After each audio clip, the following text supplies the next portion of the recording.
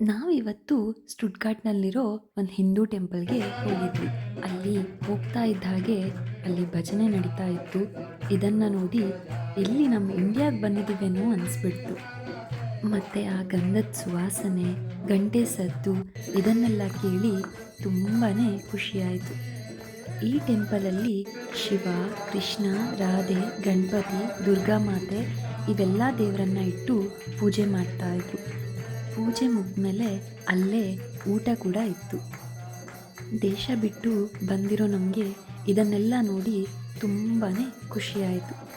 ಈ temple Sunday ಮಾತ್ರ open ಇರುತ್ತೆ. ಹಾಗೆ ಏನಾದರೂ ಫೆಸ್ಟಿವಲ್ಸ್ ಟೈಮಲ್ಲಿ ಕೂಡ ಓಪನ್ ಮಾಡ್ತಾರೆ.